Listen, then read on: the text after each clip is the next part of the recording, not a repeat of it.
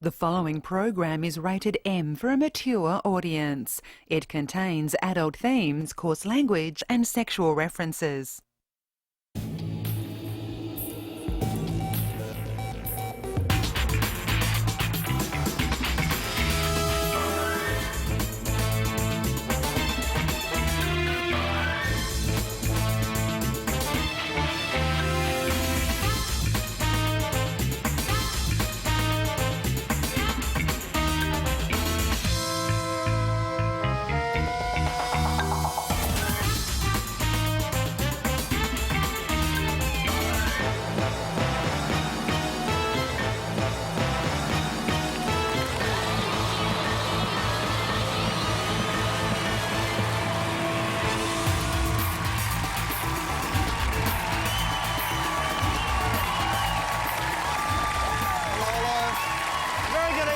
Thank you so much. Right across Australia.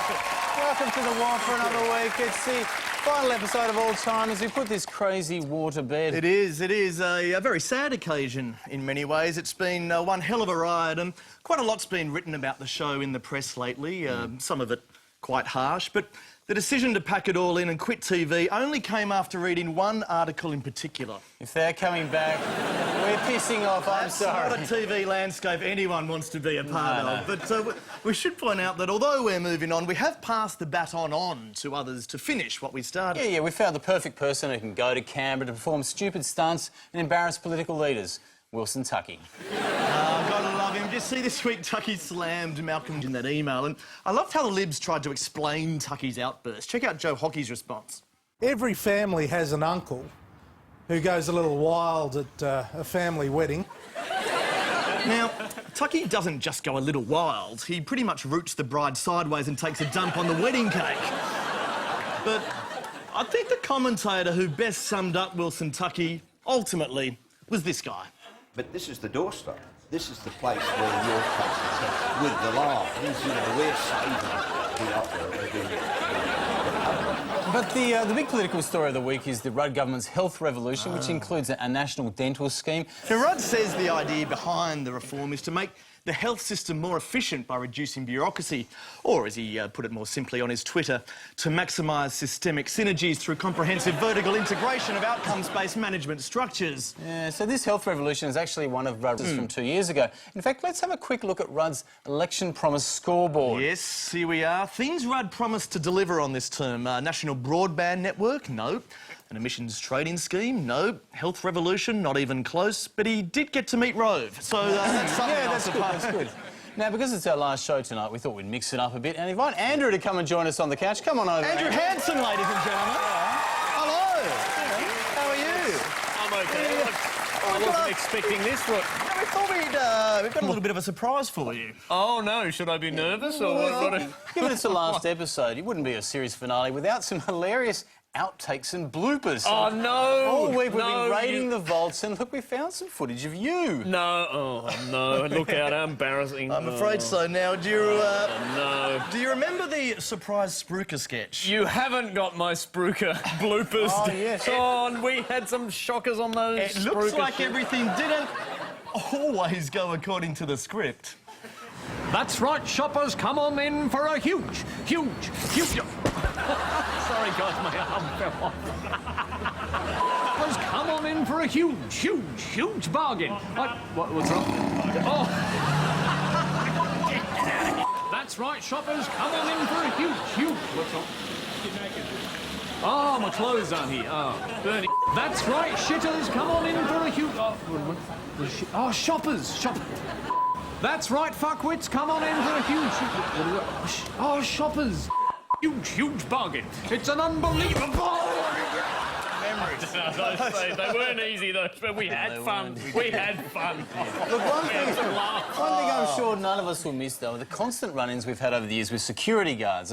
Whenever we try to enter a building or even a shopping centre, we're always pounced on immediately by burly guards. We are. So we thought for our last show we'd finally try to get their measure and win at least one victory over a security guard.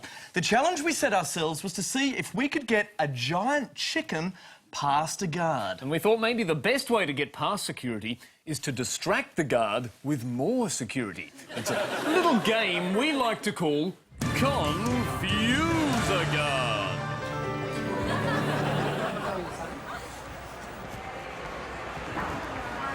You allowed to be here, mate?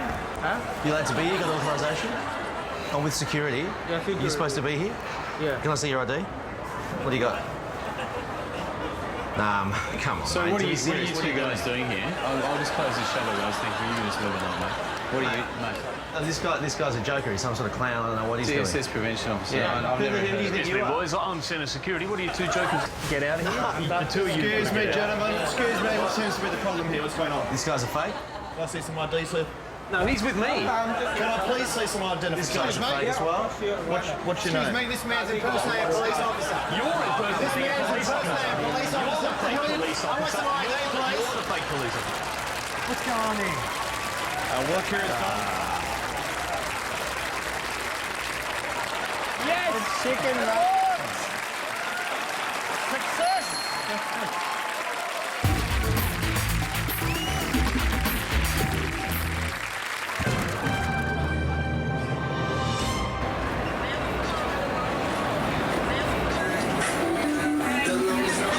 So, excuse me, I was just told to make an announcement here. Yeah, no, I was told to make an announcement.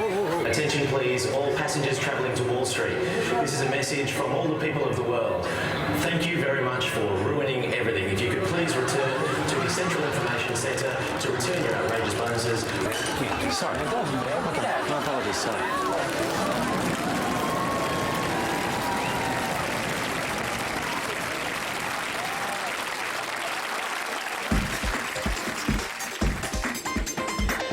The vanity industry is at the very forefront of technology, promising to fix every part of you, except perhaps your acting ability.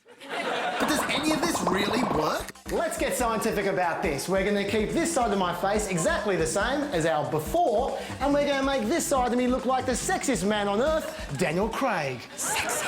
Now, the first thing Daniel Craig has that I don't is a whopping big tattoo. So I need to get myself a trendy tattoo. Perhaps something deep, like a Japanese character. Well done. But not that kind of character. Okay, now I need to fix my hair. Everyone knows that women hate bald guys. What's wrong? Babe, your hair's clogging up the drain. And even though I seem to have a full head of hair, they reckon... At the first sign of hair loss, you must act fast. Unfortunately, hair lasers cost $1,295 and I work at the ABC. So I tried some cheaper laser therapy instead. Hey, shoot me in the hand! That's it, Law! Just keep shooting! Just the left side! I want to go bald! Okay, that's my hair volume taken care of. And that's my hair colour taken care of too. Now to replicate Daniel Craig's smooth skin, I'm going to need some Botox. But does Botox really reduce wrinkles? To test it out, I asked the palm reader to read the lines in my hand. Then I had anti-wrinkle Botox injected into them. Ouch! And then I got the palm reader to do another reading. There's no real difference. Well, I see a difference. I won't be tying my shoes for a while. So Botox doesn't work on palms, but what about faces? Lovely. And those 34 injections were so fun, I had my lips enhanced as well.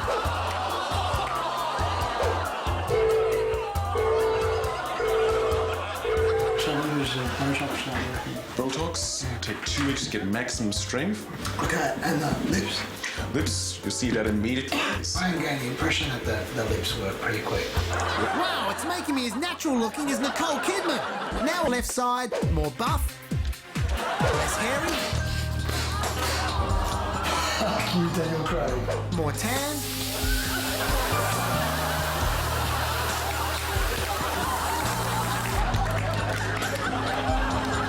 More buff.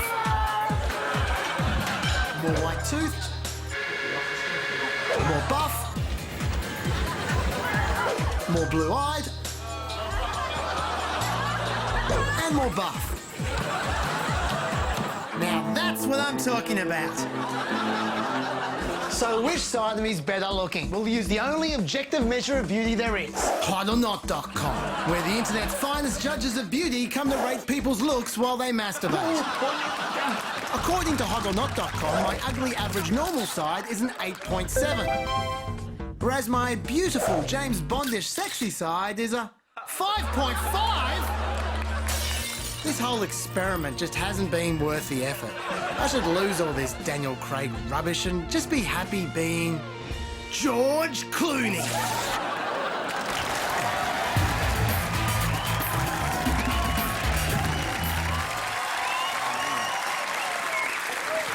Putting his body on the line in the name of pointless research. Give it up now for Chaz Licciardello, or is it Daniel Craig?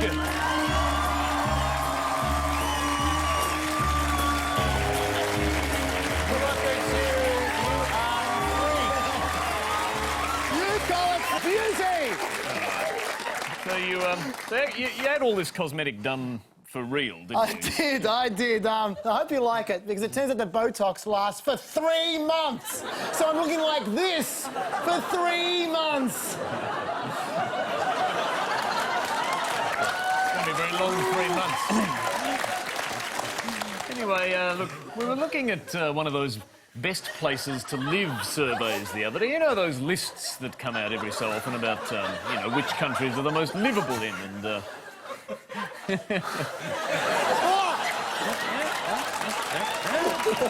Sorry, was it... Anyway, we were looking at one of those best places to live surveys the other day. You know those lists that come out every so often about which countries are the most livable in, and you know who always comes near the top of those lists? Norway.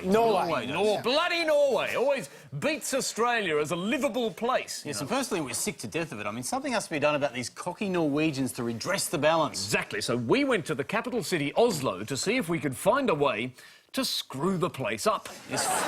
First, we had to find out why Norway is such a great place to live in, so we asked a Norwegian. Do you understand what she's saying? Do we know anyone who speaks Norwegian? Do you understand what she's saying? He's Swedish. He's Swedish, chef. Well, no luck there, so we figured we'd just go right to the top and sabotage Norway's government. We teed up a fake interview with their Minister for Cultural Affairs. So why do you think it is that Norway is more livable than Australia? I think one of the reasons that... Not to actually talk to them, we just wanted to distract him and steal some of his state secrets. Yes, well, while I was there, I figured, well, I'll just go for his wallet as well. No wonder Norway needs a culture minister. They always spell their words wrong and just try to cross out the mistakes. Yeah, so using our sophisticated Aussie wit, we corrected some words ourselves to show the Norwegians what we think of them.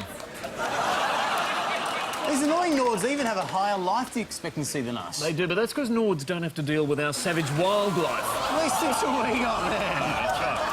Well, hopefully that'll be the last time we get beaten by these hard-working, healthy, well-educated bastards.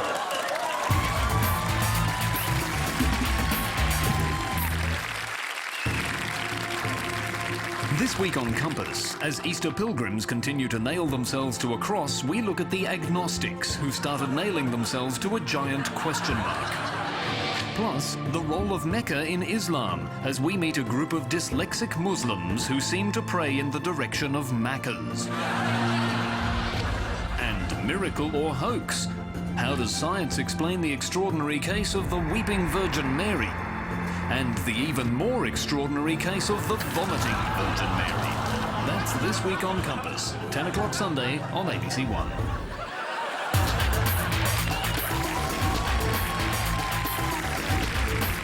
No, the more you read about America, it's an amazingly religious place. I read a statistic recently that over 63% of Americans think that the Bible is literally historically true. Yeah, they actually believe that the story of Noah's Ark and the story of Adam and Eve is historical fact. So I went to some people in Texas who agreed that the Bible is true to see whether they would obey some of the Bible's more extreme passages.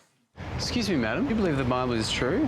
Yes. Oh, fantastic, because my son here, Craig Jr., has been cursing me, and I just wanted your help to kill him. To kill him? What do you want me to do?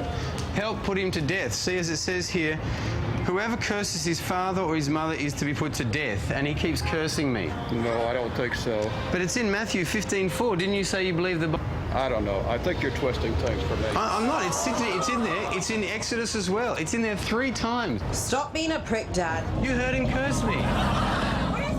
Fuck you, Dad. See, you said you believe the Bible. He just needs a good butt whipping. But what about, if you're not going to kick his ass, can you at least deal with my brother? This is my brother here. He's a homosexual, adulterous, fortune-telling dwarf with crushed testicles. We have to put him to death 3 times, once by stoning. You know Leviticus. Oh, yeah. I missed the hunchback dwarf. Yeah, well, this is it. Everyone has. This is why these hunchback dwarf priests are roaming our streets. Or a dwarf. No one with any eye or skin disease. Oh, yeah, you're in trouble. A man or woman who consults the spirits of the dead shall be stoned to death. Wow. Did you not know this bit? Yeah, I do, but I mean. Well, why don't you stone him to death then? There's some literature in the Bible that is not for this time, it was for the time. So what about homosexuals? Is that for the past time or for now? No, that's for now. That's for... That's for now, is it? Now, I guess. How can you tell? Is there an asterisk next to it? Because here's the bit that says we should kill the homosexuals. That's right next to the bit that says we should put people to death for adultery. What have I got to do to get you to kill him? Get him to perform an abortion? Unfortunately, that's not in the Bible.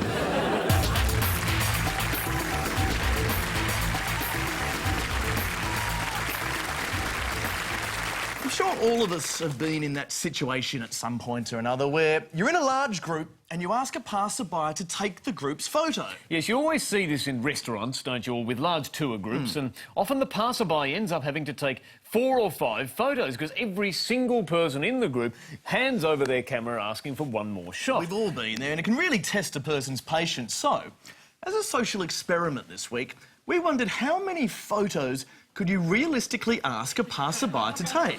So, assembling a modest group of 40 people, could we find anyone willing to take 40 pictures with... Let's find out on...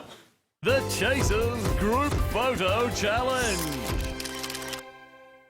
Excuse me, do you mind taking a photo of the group? Hey. Just one very quick one. Yeah. Thank you very much. Thank you very much. Thank you. One more. Just one more. Oh, sorry. It's just that button. Thank you. Thank you. It's really nice of you. Thanks. Sorry, can we just do Thank another you. one? Might be closed on that one. Last one. Oh, one more. One more. One more, please. Just one more. One more. Just one more. Last one. Hey. Okay, just one. Thank you very much. What a selfish man.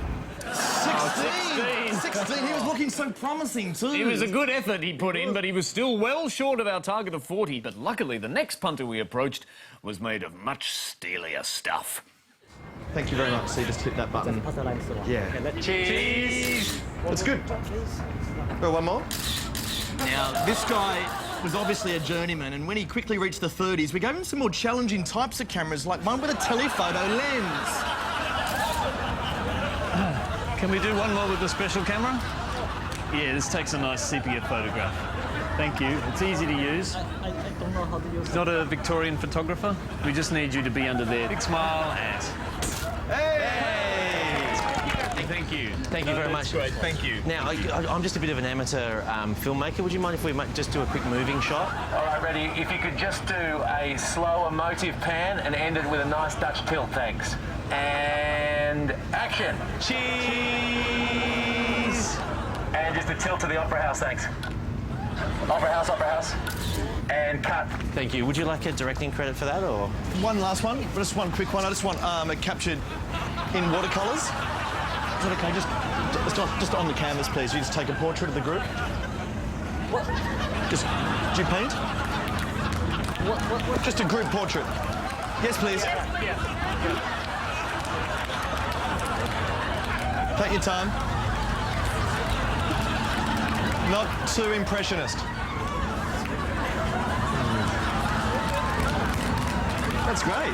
Look at this. That's fantastic. I just need to take one more. Too much. I need it.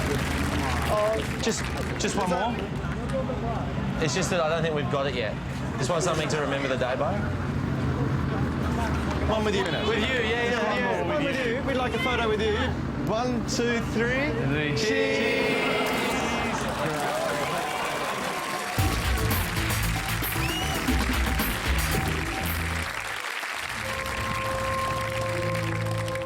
Tim Rossiter suffers from a very rare, possibly even unique condition. Stigmata, mysterious wounds corresponding to Christ's wounds from crucifixion. Every morning, Tim must face the world with his mystical bleeding palms. It causes suffering worthy of Christ himself.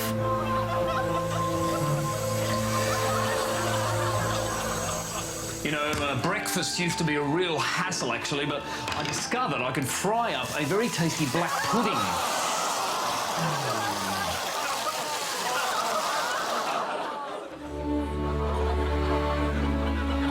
I first started showing symptoms when I was a kid. I mean, if you look at that picture of me, I mean, it's very hard, you know. I'm almost unemployable. I've tried various jobs. When I opened a laundry, I knew I was in real trouble. My stint as a baker was very unsuccessful, especially for my vegetarian customers. Sourdough. Next, I tried being a dentist, but no one returned for a second appointment. The blood bank are the only people who are ever glad to see me. Have you ever thought of bandaging your hands? What, like wrapping them? Yeah, to stop them bleeding everywhere. No. No, that never occurred to me. Oh, thank you.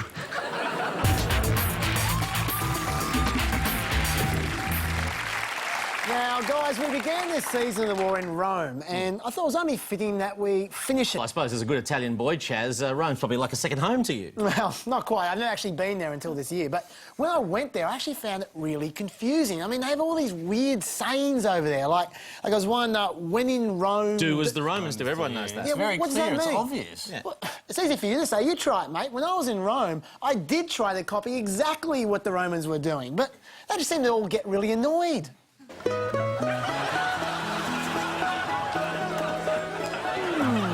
Lovely.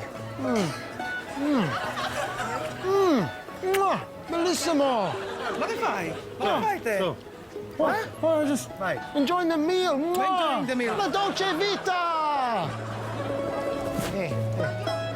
Thank you. Thank you.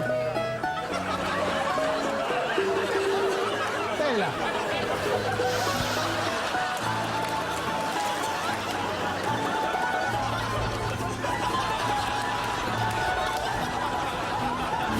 Bello, bello.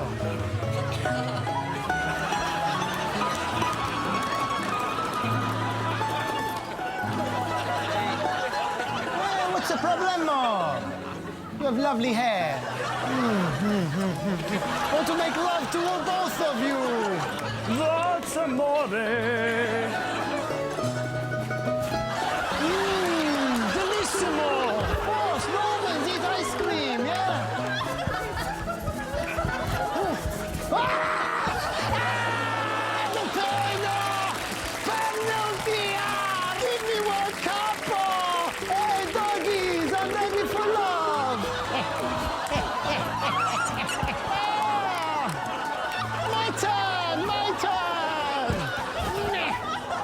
Excellente! We argue like Romans! Sali buono prosciutto!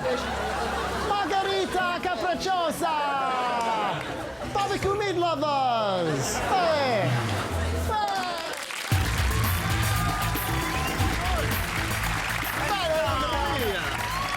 So we come to the end of the show, and indeed the end of the war itself.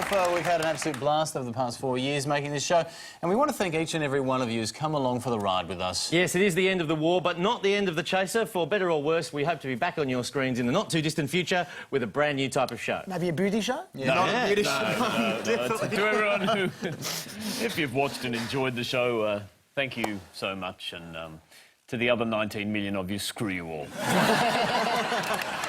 We'll leave you tonight with a walk down memory lane as we declare the war over and offer an olive branch through the power of a slow-motion musical montage. So, until we next meet, thank you and good night. We've shared some laughs We shared some smiles, kept lawyers busy with our police file. And as the curtain falls, and as the music ends, the war is over, we can all be friends.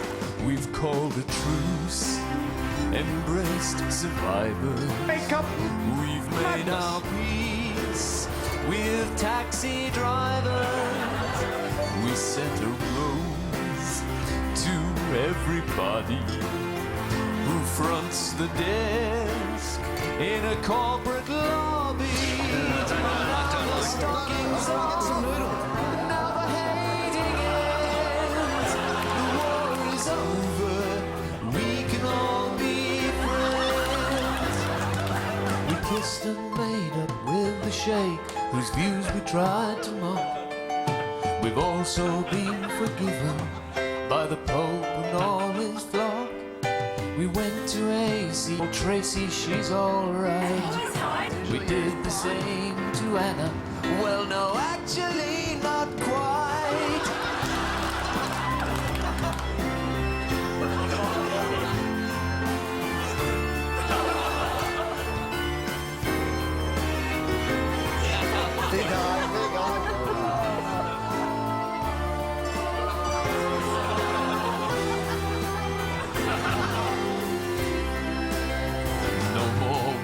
Gripes, no more stupid props.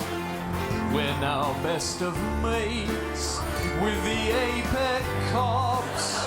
We hugged it out and showed, and we finally trashed the Trojan